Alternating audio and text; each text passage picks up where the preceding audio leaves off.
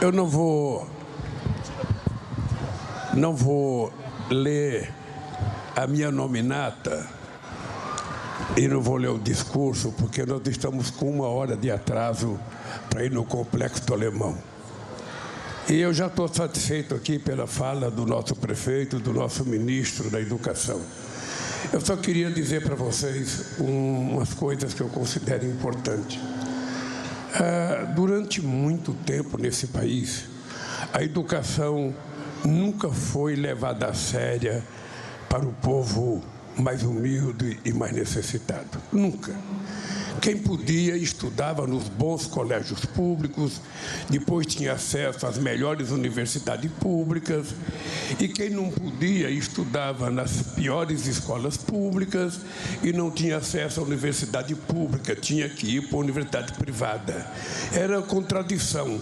O pobre estudava em escola de menor qualidade no ensino fundamental e o rico estudava em melhor. Depois, o rico ia para a universidade de melhor qualidade, que eram as federais, e o pobre, se quisesse estudar, tinha que pagar uma universidade particular sem poder pagar. Essa era a contradição histórica desse país. E isso tem uma razão de ser. O Brasil foi o último país do mundo a ter uma universidade. Dá para acreditar? Dá para acreditar que o Peru teve a sua primeira universidade em 1554 e o Brasil só teve a sua primeira universidade em 1920, porque o rei da Bélgica vinha para cá e, por rei visitar um país, era preciso dar um título de doutor honoris causa para ele. Aí se juntou um monte de faculdade e se criou a Universidade Brasil. Então, o que nós resolvemos fazer? Embora eu não seja uma pessoa muito letrada, eu aprendo muita coisa por ouvido. E eu sei que não existe exemplo de nenhum país do mundo desenvolvido sem que antes ele tenha investido na educação. Acontece que aqui no Brasil, colocar dinheiro na educação é utilizado como se fosse gasto.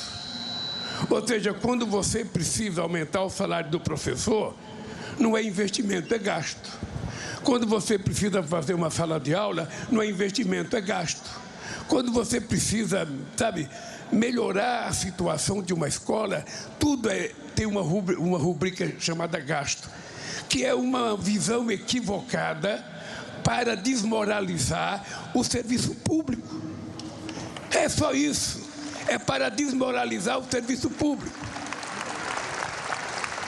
E o serviço público no país, historicamente, ele atendia pouca gente, mas se você pegar os grandes cientistas, os grandes pesquisadores, os grandes intelectuais brasileiros, todos estudaram em escolas públicas, todos estudaram em escola pública, não precisaram ir para nenhuma universidade no exterior.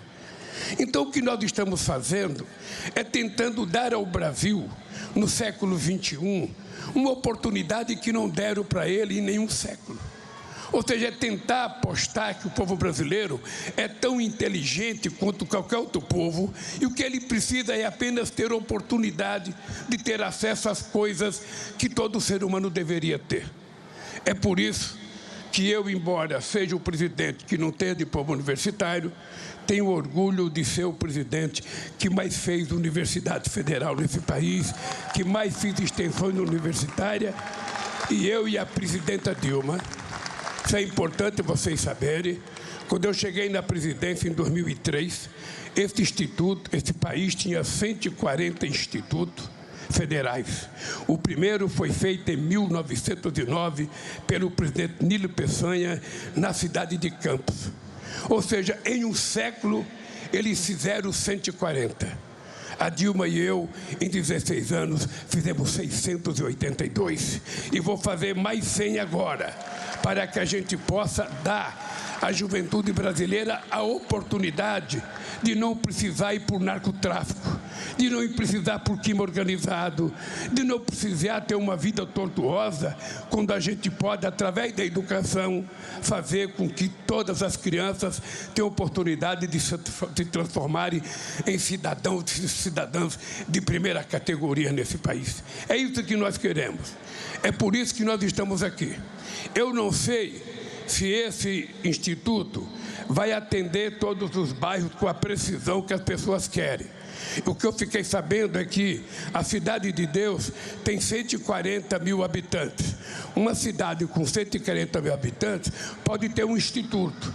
Nós vamos inaugurar isso aqui e vamos ver se isso aqui atende a contento a Cidade de Deus, porque tem transporte, tem essa série de coisa.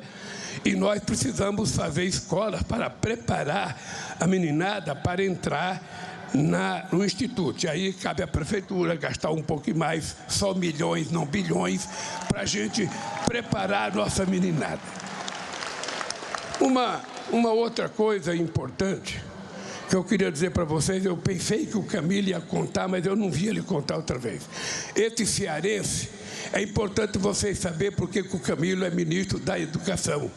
É porque o Estado do Ceará, em todas as avaliações, da primeira série à última série, em todas as avaliações, é o Estado mais bem avaliado em educação nesse país. Se vocês quiserem saber o que é ousadia cearense, é que 40% dos alunos que passam em vestibular para fazer o ITA em São José dos Campos são feitos no Ceará. Você acredita nisso? E é por isso que nós, para agradecer ao Ceará, resolvemos levar o ITA para Fortaleza. Fortaleza vai ter um ITA para formar engenheiros com a mesma qualidade que se forma em São José dos Campos. E por isso também eu agradeço ao nosso prefeito aqui, a Faculdade de Matemática, para a gente aproveitar os nossos gênios da matemática. Vocês sabem que o Brasil não tinha Olimpíada da Matemática em escola pública, era só escola privada. E o estado que mais tinha estudantes nas Olimpíadas era exatamente o Ceará. E eu resolvi criar as Olimpíadas da Matemática na escola pública.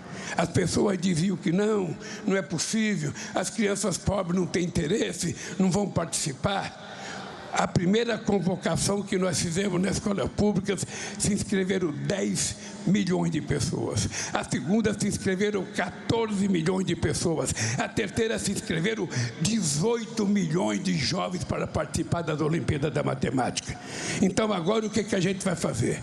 A gente vai pegar os meninos e as meninas que ganharam medalha de ouro, a gente vai fazer uma espécie de um vestibular entre os gênios da medalha de ouro e vai separar esse ano os primeiros 100 e vamos levá-lo para a Faculdade de Matemática, que está pronta e que, segundo o prefeito, a primeira aula vai ser em março.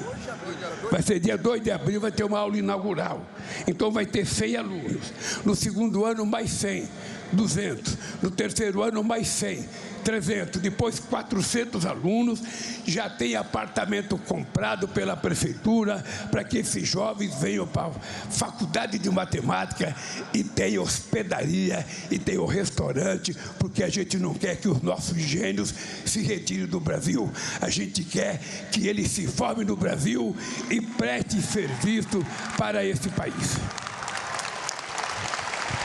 Uma última coisa de educação, querida vereadora Luciana, eu não pude descer para te dar um beijo aí, mas fica um beijo dado à distância para você, querida. Uma outra coisa de educação. Nós decidimos, vamos fazer um investimento de 7 bilhões de reais. E nós vamos fazer uma coisa inédita. Nós vamos pagar para as crianças mais carentes, do Cade Único, sobretudo, para as crianças estudarem. Por que nós vamos pagar? Anotem, nas vilas mais pobres do Rio de Janeiro, a evasão escolar entre o ensino fundamental e a chegada ao ensino médio. Este ano, 500 mil crianças desistiram da escola. O argumento é de que ele se afasta para poder trabalhar. Eu não sei se esse argumento é verdadeiro, pode ser. Mas o dado concreto é que um país não pode permitir que 500 mil crianças deixem de fazer o ensino médio porque tem que trabalhar. A nossa tese está na nossa Constituição de 88. Lugar de criança não é no mercado de trabalho. Lugar de criança é na escola estudando para amanhã adentrar ao mercado de trabalho numa situação mais confortável. Então veja o que vai acontecer. Para a partir de março agora, as crianças que vão fazer o ensino médio, o segundo grau, na verdade, as crianças vão receber R$200 por mês. Vai ser depositado para ele R$200 por mês. Ele vai receber R$200 durante 9 meses. É isso? 10 meses. Então ele vai receber 2.000 em 10 prestações de R$200. No fim do ano, a gente vai depositar R$1.000 para ele. Qual é a condição? A condição é ele ter comparecimento na escola de 80% e a segunda condição é ele ter passado. Se não tiver 80% e não passar, não vai pôr a mão no dinheiro, tá? Bem, no ano seguinte a mesma coisa.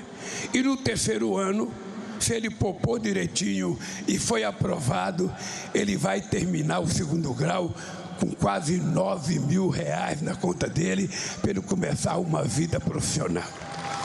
Tem gente que não é mal intencionada, mas tem gente que acha que isso é gasto.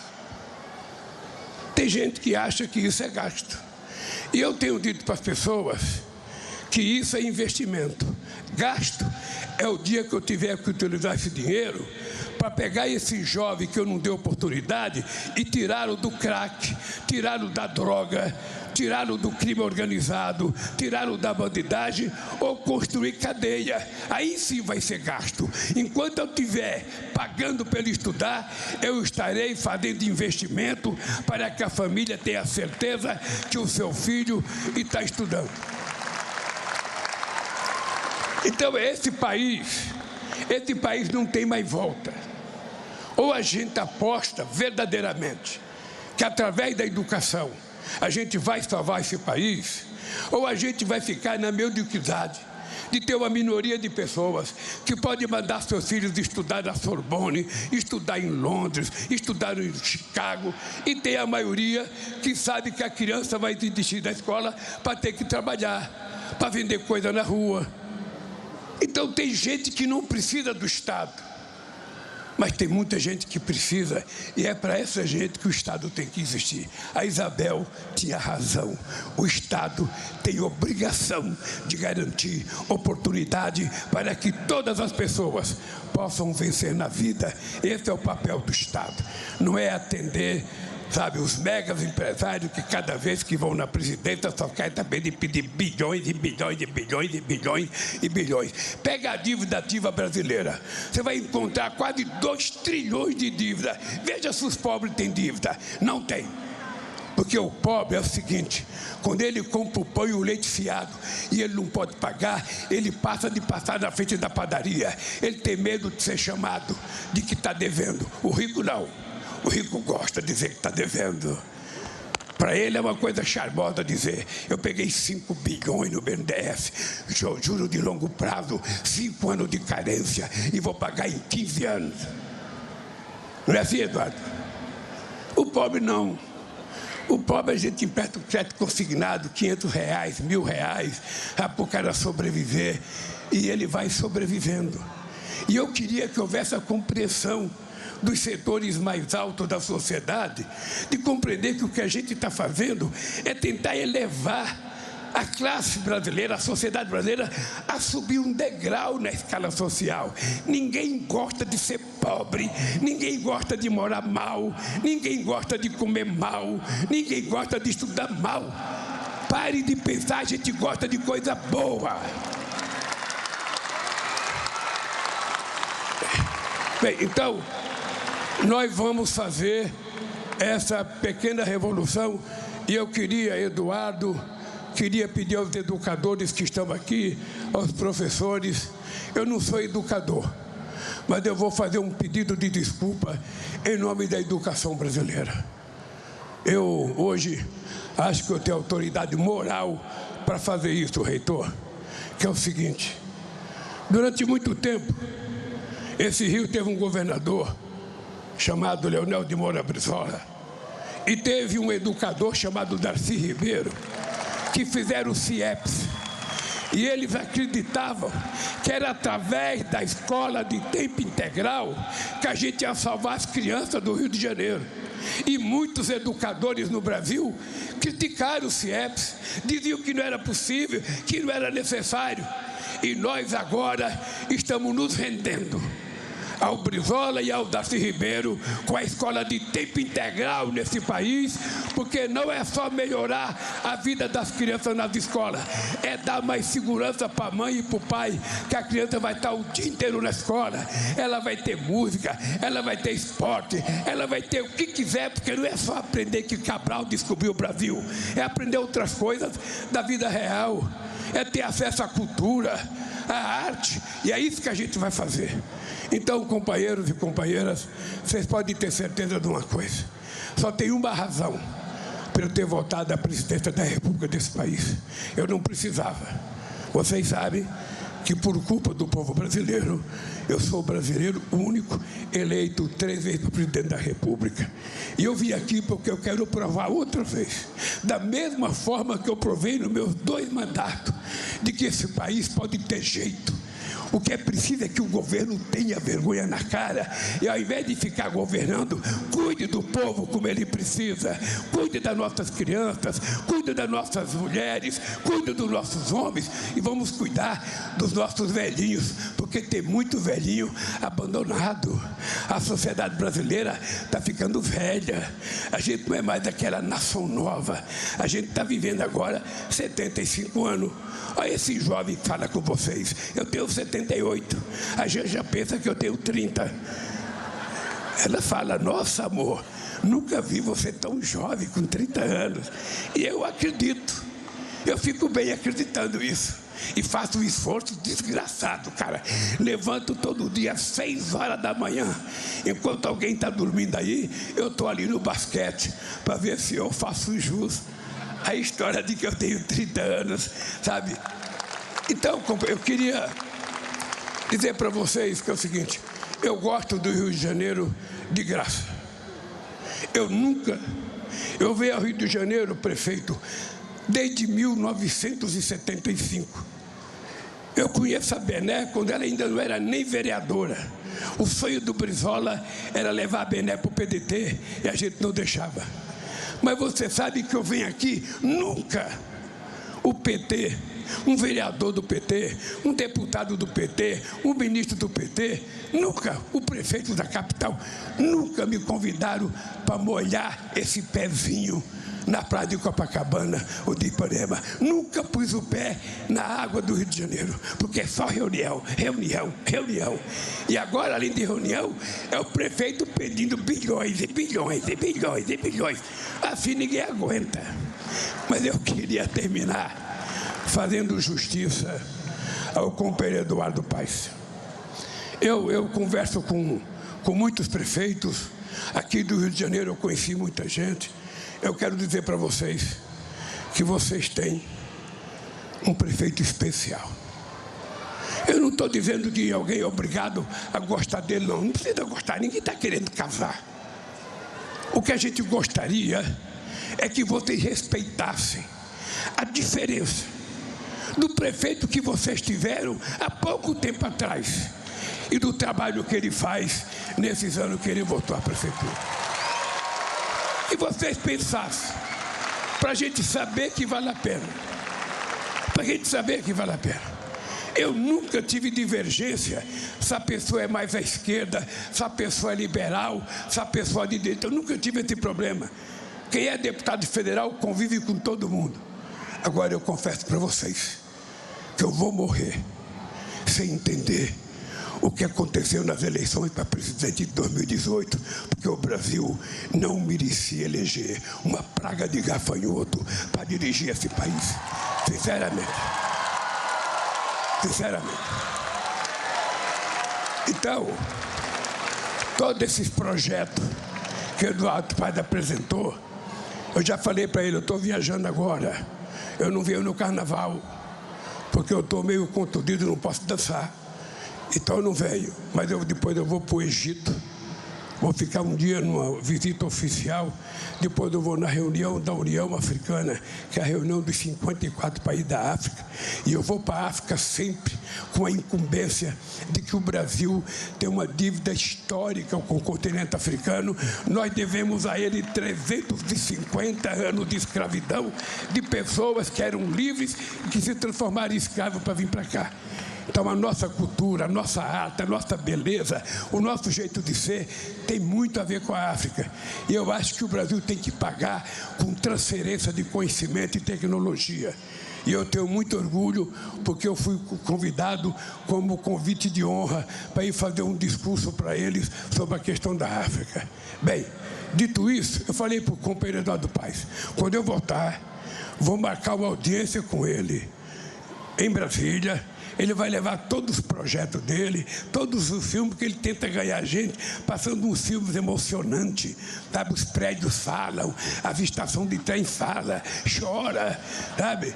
Então, só falta chamar de Lula de meu amor no filme. Eu vou levar porque eu acho, confesso a vocês, que tudo o que a gente puder fazer para melhorar a vida das cidades brasileiras, a gente tem que fazer. Porque é na cidade que o povo mora, é na cidade que o povo usa transporte, é na cidade que o povo usa a saúde, é na cidade que o povo usa a educação. Então, a gente tem que ajudar. E os projetos que o Sérgio e o Eduardo Paes apresentou são pertinentes. Eu não sei se vou atender todos, mas pode ficar certo que uma boa parcela deles a gente vai atender. E queria terminar dizendo aos companheiros da Cidade de Deus, se esse instituto aqui, ao começar a funcionar, não atender à plenitude daquilo que é a aspiração do povo da Cidade de Deus, quero dizer para vocês que nós faremos um outro instituto na Cidade de Deus.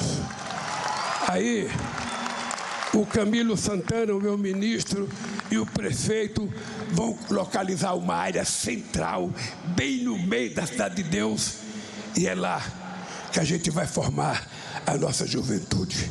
Eu quero jovem na escola, eu não quero jovem na cadeia, eu quero jovem na escola, eu não quero jovem no tráfico, eu quero jovem na escola, eu não quero jovem trabalhando. Ele vai ter a vida inteira para trabalhar e tem pouco tempo para estudar. E enquanto eu for presidente, a gente vai garantir tranquilidade para as mães, ver os seus filhos ser tratados decentemente na educação, pelo menos uma vez na história desse país. Um beijo no coração de vocês, um abraço, querido Eduardo Paes, obrigado por tudo, obrigado pela parceria e obrigado a todos vocês. E fico feliz que os filhos e a filha de Isabel estão aqui para ver que a mãe dele não foi apenas uma jogadora de vôlei, ela se transformou no orgulho nacional. Um beijo no coração de vocês e que Deus abençoe e que mais filhos sejam igual ou até melhor do que ela. Beijo, gente.